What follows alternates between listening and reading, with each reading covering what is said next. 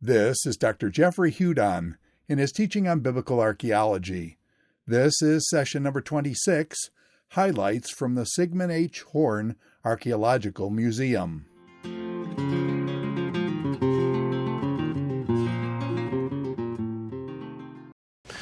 Welcome to the Horn Archaeological Museum in Berrien Springs, Michigan, on the campus of Andrews University, and I want to demonstrate and show this important artifact that we have on display. This is actually a model of Jerusalem, and this model is well over 100 years old. We're estimating a date of around 1880 that this plaster model was constructed. Now, why was it constructed? During this time, the 19th century, travel to the Holy Land was an endeavor practiced by the very rich and the very adventurous. It was very dangerous and very expensive and arduous journey, and oftentimes resulted in injury or death, either from violence or illness.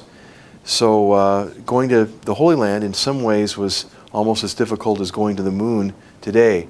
More than that, early in the 19th century and before, there was no photographs to look at to get an idea of what the terrain and places look like.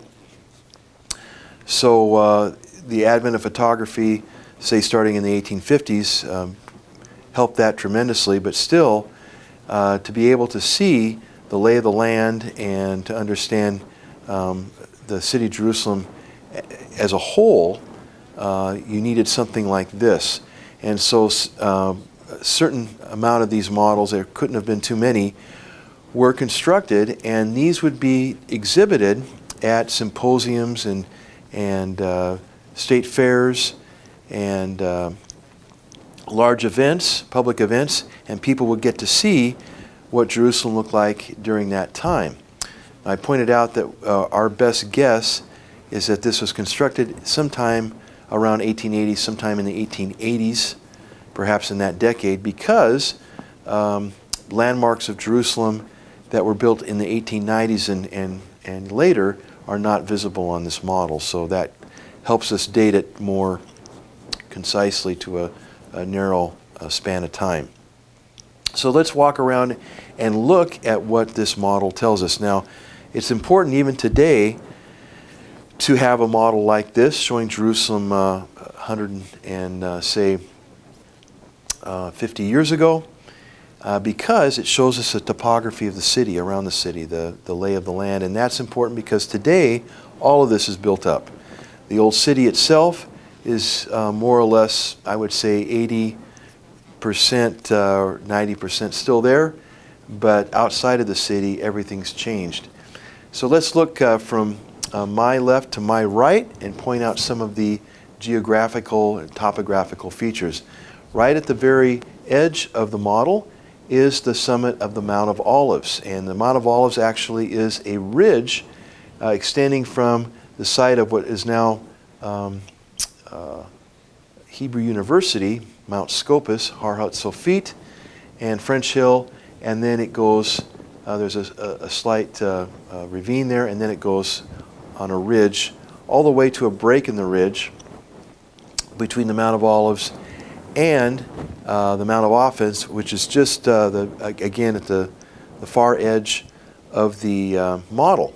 By the way, this complex here on the top of the Mount of Olives is actually the Church of the Ascension, again, initiated and built by Queen Helena in the 4th century, commemorating the ascension of Jesus from the top of the Mount of Olives. Over to the far center of the model is the incline from the Hinnom Valley, and that continues to go off of the map or off of the model to the Hill of Evil Counsel, as it's called today, the southern ridge that borders the southern horizon of Jerusalem. Over to this side of the map, you've got the beginnings of the Watershed Hill over here, which is, again, unfortunately not included in the model. And then to my immediate, in front of me immediately here is high ground that continues to rise from the north side of the city. So again, to get our bearings, this is east, north, west, and south. Now, as far as the valleys, we have here the Kidron Valley that begins in this area here and then continues to down the eastern side of the city of Jerusalem, continues down past this southeastern hill, which we'll talk about as the city of David, and then continues down all the way into the Judean wilderness and empties out the Dead Sea. There is a valley that's very difficult to discern. A little bit of it here that you can see is called the Tyropian or Central Valley, and the Valley of the Cheesemakers in Josephus. And this separated the southeastern hill from the western hill, and it originated up by perhaps Damascus Gate, which is here. Most of it's been filled in. And I point out, too, that all these valleys were much deeper in antiquity. Again, thousands of years of use, and debris building up has lifted the surface of these valleys. The other valley I want to point out, which begins up here, is the Valley of Hinnom, or the Gai ben Hinnom, the Valley of the Sons of Hinnom, which meanders down along the western side of the city, curves to the east, and unites with the Kidron and the Tyropian Valley, and then empties out into the Judean wilderness. So these are the valleys around Jerusalem, and as you can see by looking at this, Jerusalem was fairly well defended on the east side, west side, and south side. However, the north side, you don't have any valley to act as some sort of a moat or trench, and this is where Jerusalem was most vulnerable. And most of the successful attacks in history against Jerusalem came from the north. All right, so some important sites outside of the old city of Jerusalem as it exists in 1880 and it still exists today are some sites in the Kidron Valley. We have the future site of the Church of All Nations, which is a site of the Garden of Gethsemane in this general vicinity here. All right, and notice too that the immense cemetery that covers the Mount of Olives today, you do not see anything. That is a later development, though the Mount of Olives served as one of Jerusalem's cemeteries from the time of the second millennium BC and probably earlier. There's been tombs found at Dominus Flavit dating back to the late Bronze Age, again, the time of the Exodus or perhaps even earlier. Now the Hill of Offense is here, and below that Hill of Offense on this slope is the Arab village of Silwan, and this is biblical Shiloah, and again, it served as a cemetery actually during the Old Testament period, including the tomb of Pharaoh's daughter and other important, the tomb of the royal steward and other tombs that have been discovered and mapped and published. And this again looks across to the southeastern hill, and it is here that the oldest part of Jerusalem, the original settlement of Jerusalem was established. And it was established here not because of topographical considerations. It was established here because of the Gihon Spring, which is in this area right here. And that was the water source the only water source for much of Jerusalem's history, and continues to gush water today. And so the early settlements were here back to the Chalcolithic period and early Bronze period. They have found a house, excavated a house in the city of David that dates to the early Bronze period, again, before 2000 BC, so very early. And recent excavations, say in the last 100 years, but even more recently by several Israeli scholars and archaeologists have uncovered a lot of information from this area, including walls from the Old Testament period, specifically the time of 8th century and 7th century walls, defensive walls, as well as the later wall that Nehemiah built when the returnees from at that time Persia began to rebuild the defenses of Jerusalem. Over here, across the Tyropian Valley, is the Western Hill, and this is erroneously called Mount Zion today. The real Mount Zion is the Temple Mount, which we'll talk about in a few minutes. But this Western Hill in antiquity was part of the walled city. And this city, or the wall here that we see in the old city and exists today, dates back to 1517. And part of that is built upon older walls, but part of it is not. And most of the walls of Jerusalem from the last 2 centuries of the Old Testament until the Muslim conquest included this important high ground here erroneously called Mount Zion, actually should be called the Western Hill. But there's a lot of important history on the Western Hill, one of which is the tomb of David here, also the site of the upper room. And in the 1970s, the house of Caiaphas was discovered in this immediate vicinity. Again, an alternative site to the Church of St. Peter at Gallicantu, which is down on the eastern slope of Mount Zion, Western Hill. But also towers and sections of wall have been found along this route from excavations from the 19th century and more modern times. And these walls date all the way back again to Old Testament during the period of the monarchy, say early 8th century BC. Okay, we come over here.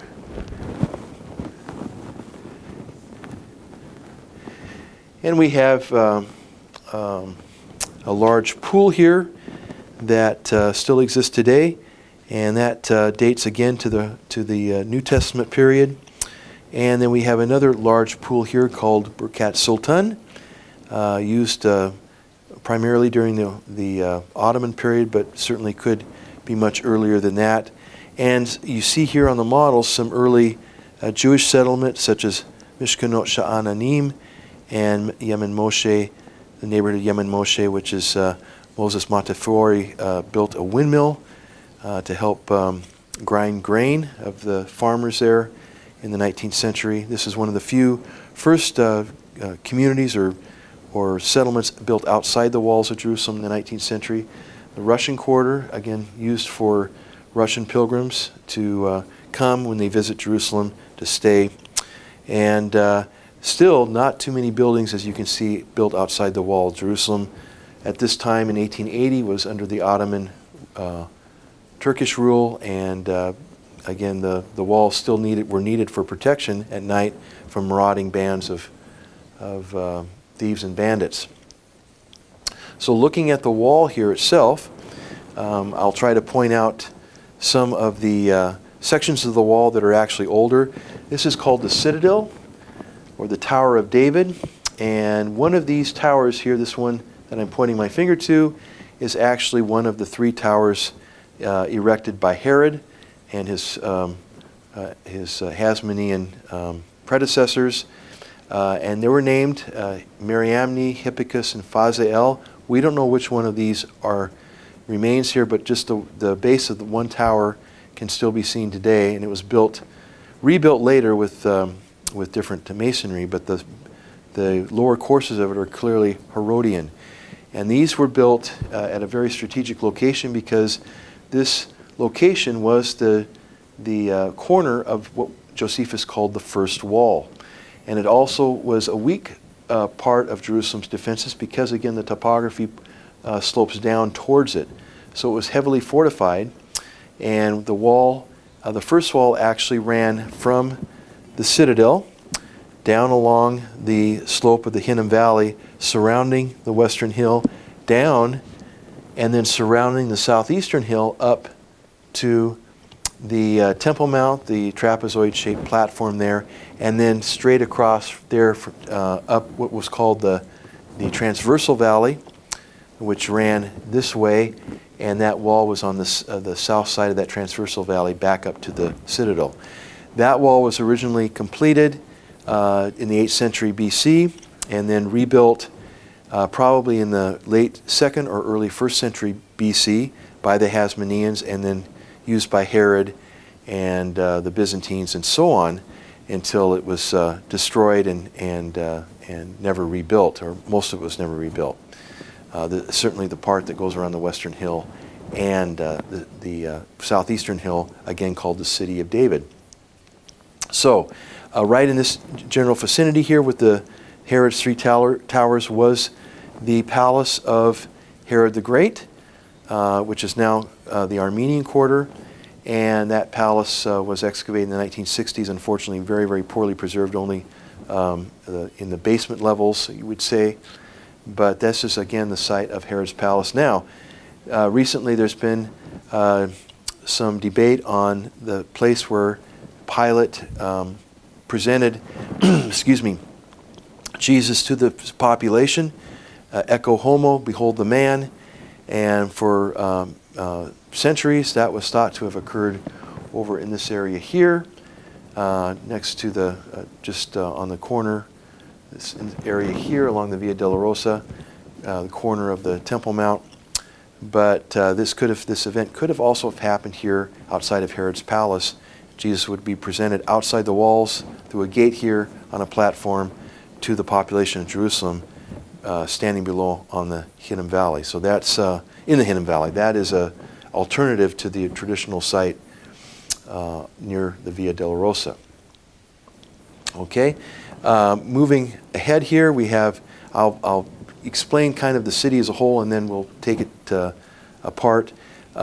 The city as it exists here in this model and exists today had 4 quarters, Revaim in Hebrew, and the first quarter I want to point out was the Armenian quarter, which is basically from Zion Gate over here and then to Jaffa Gate, kind of a square-shaped quarter, and that was, and still is today, the Armenian quarter, Christian quarter.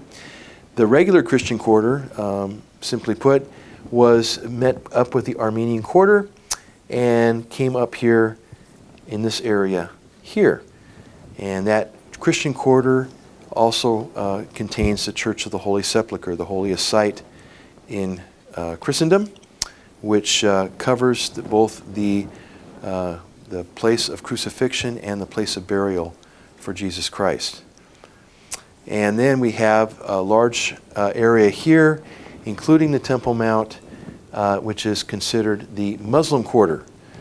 And that continues from roughly Damascus Gate over here past Herod's Gate, and including the Temple Mount, which is called Haram al-Sharif, the Arabic name for the Temple Mount.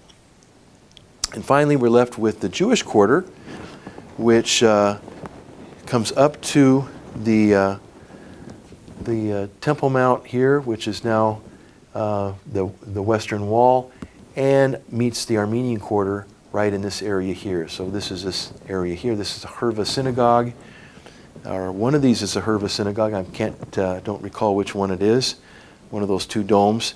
And notice here the Mughrabi quarter here has been completely removed, and that allows access to the western wall of the temple platform, the Temple Mount, which of course is the western wall, Hakotel, where Jews go and pray. It's the holiest site in Judaism as we speak. So some changes there, some clearance of all these buildings, and I might add between 1948 and 1967 the Jewish quarter was destroyed by the Jordanians. So after Israel reclaimed the old city in 1967, they rebuilt the entire Jewish quarter. So it's by virtue of its newness, it's the nicest part of the old city, the most the newest part, the newest buildings built in the old city.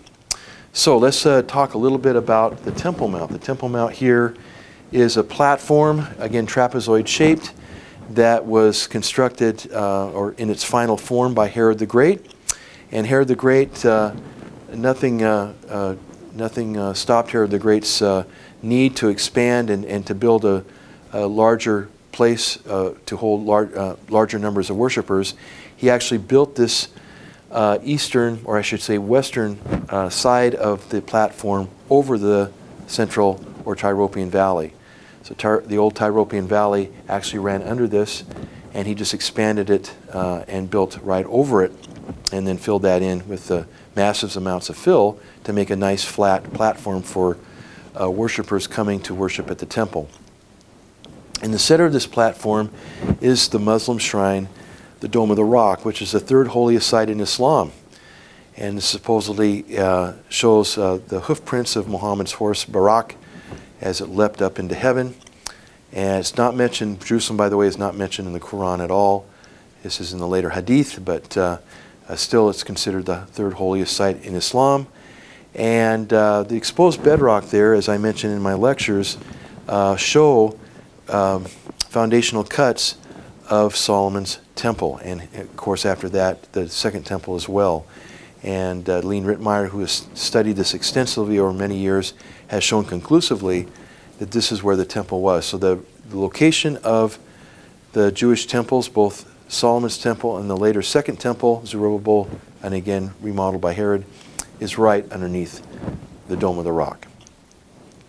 The other building here is the Al-Aqsa Mosque, and that is a very ancient Muslim mosque that once had wings on either side going out both east and west, and that's been shrunk down.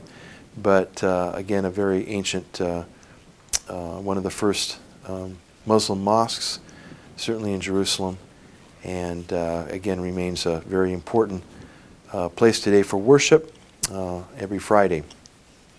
So this would have been the site, going back to New Testament Second Temple times, this would have been the royal stoa here, where Herod and guests could view the sacrifices and worship at the temple, and all of this would have been colonnaded. And of course some of those columns and column capitals and bases still exist, just can't, not in situ, but this would have been a very, very beautiful place. And then the gateway to the outside of the city here is a Golden Gate, and that still exists. It's walled up, but that again is the site of the temple and the temple precinct, the temple itself, and of course the Holy of Holies. Now the Roman fortress Antonia has been completely eradicated. There's bedrock cut away in this area here that you can see where the bedrock that was built upon, and but the actual fortress is completely gone.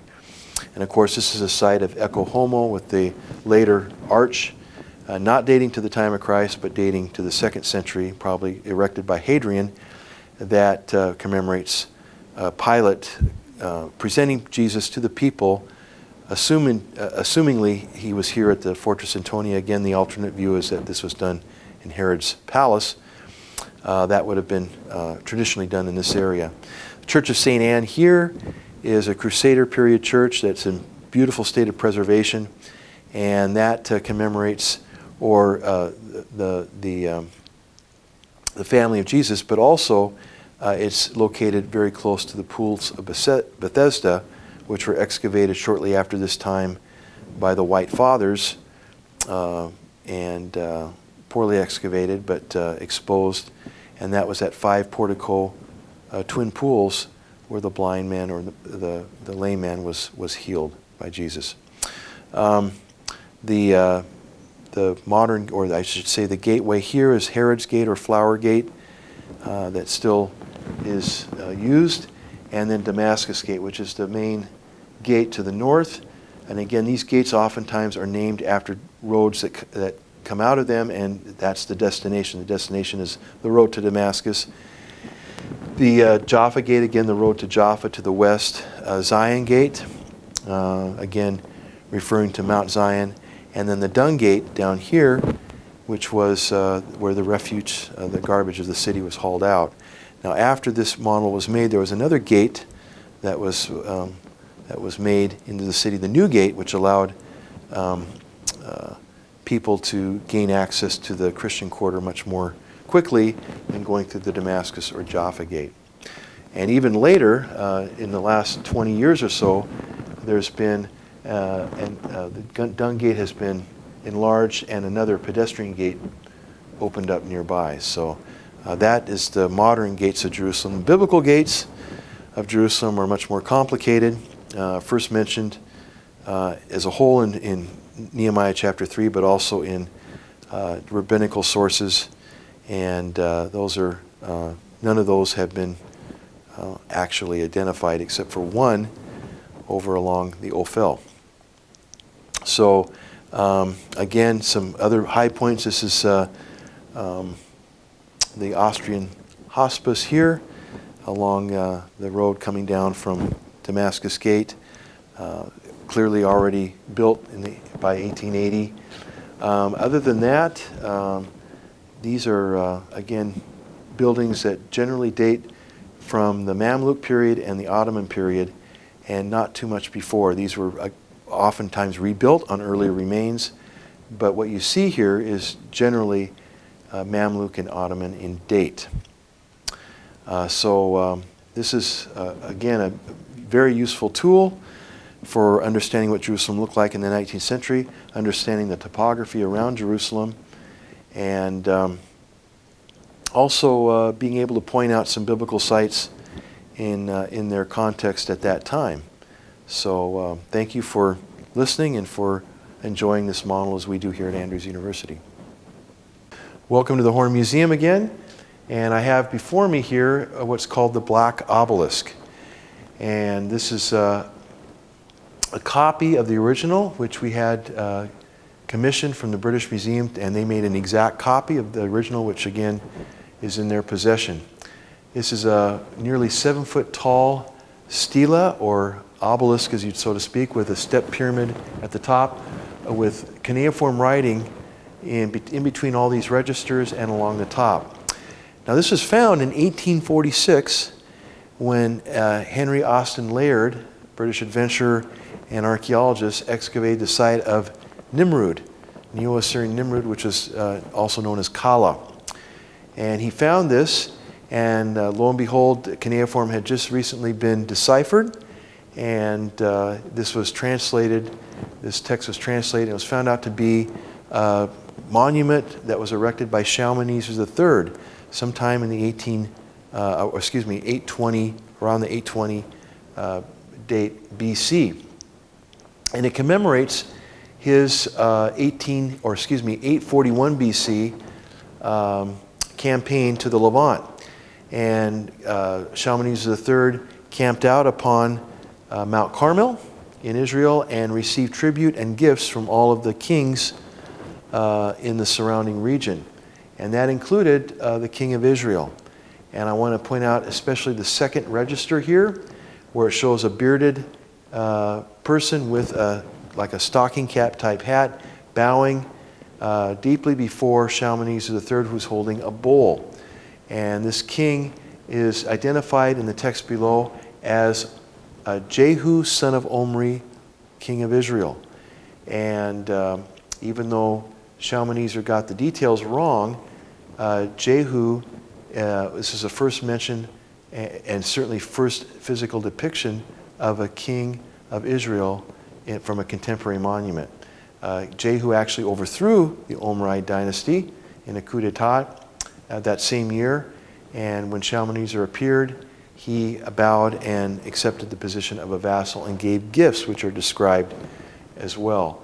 So this was an incredibly important discovery, very exciting discovery, which was a sensation around Europe at that time, to find something that actually mentions and depicts a king of Israel with the king of Assyria.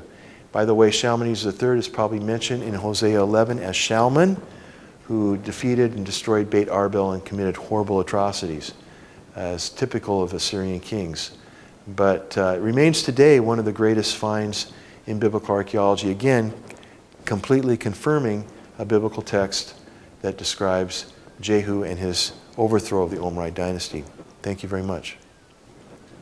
Welcome again to the main hall of the Horn Archaeological Museum. I have beside me a very important Old Testament monument, and this is actually called the Mesha Stela, or Moabite Stela. And the original of this stela is in the Louvre Museum in Paris, and we contacted the Louvre and had them commissioned them to make an exact replica of the original, which we received from them and have on display here today. What is the Mesha Stela? Well, In 1868, an Anglican missionary by the name of Frederick Klein was traveling through Dibon, Jordan. This is central Jordan. It's an ancient Moabite city, ruins or a tell there. And he met with some Bedouin who showed him this monument or stela laying on the ground. And Klein immediately recognized ancient writing on the stela and recognized its significance and importance. And so he made some copies of some letters, some words, and then went back to Jerusalem and made a huge mistake. And that mistake was to telling the Prussian consulate about his findings and wanting to buy it. And word quickly got out, and pretty soon everybody in Jerusalem, the British, the French, and the Prussians, all wanted to get their hands on this stela. So the Bedouin were getting offers to buy this from various people, and the details are still uncertain, but somebody got the bright idea that maybe these Europeans want to buy this because there might be something valuable like gold inside. And so they heated up this stela, again made out of basalt, and got it red hot, and then poured cold water over it and shattered the entire stela into pieces.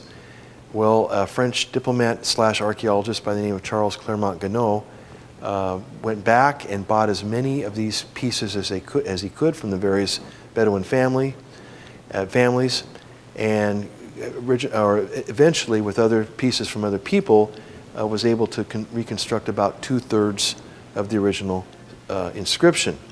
Thankfully, somebody had made a paper squeeze, put some paper over it and wet the paper and made an impression of the entire inscription before the Bedouin had destroyed it. But unfortunately, that squeeze is in very bad condition because they had to rip it off and right away quickly because of a threat of other Bedouin coming quickly on horseback or camelback, and he had to get out of there quickly. So he stuffed the 3 pieces in his saddlebags and ran off. But between that, those 3 pieces of a paper squeeze and the surviving pieces or fragments of the stela, the text was more or less restored. Now, what does the text say? Well, the text starts out by saying, I am Mesha the Dibonite. And this is, again, a person known in the Old Testament. In 2 Kings chapter 3, Mesha is a king of Moab and actually wars against Israel and Judah.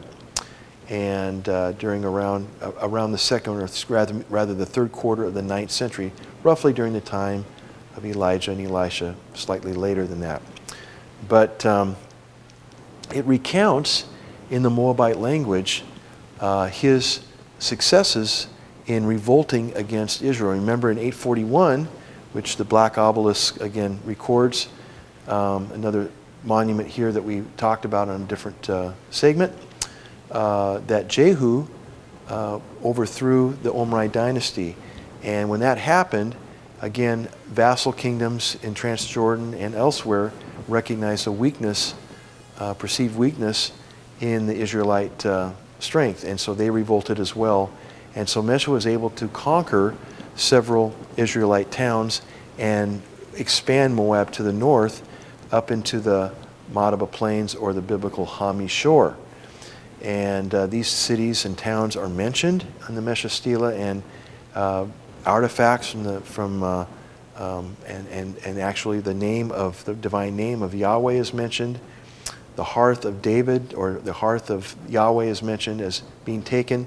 So a lot of important biblical information relating to the biblical text and biblical history, as well as the name Gadite. The tribe of Gad, again, was settled there, as well as a lot of toponyms, a lot of names of cities. So the Mesha stela remains to this day an incredibly important testimony, independent testimony of the biblical text, and it, for the most part, aligns and I would say complements the biblical account of the same war. It is the longest monumental text that's ever been found in the West Semitic dialect, which is very similar to Hebrew. Hebrews and Israelites and Moabites could definitely converse and talk back and forth. Now, later on, much later on, in around 1994, André Lemaire, another French epigrapher, recognized House of David, one of the bottom lines of this inscription, again partially preserved in the inscription. So along with the Teldan stela, which mentioned House of David, Lemaire found it here in the Mesha stela as well. And there's a lot of questions remaining about this, about the text, some obscure, say, cryptic references that are mentioned by Mesha here that are still trying to be understood and interpreted. So nearly every year, new papers and new studies come out on the Mesha stela. It's that important, and again, scholars still glean information that enlighten us about the 9th century in the Levant from this very, very important inscription. Thank you very much.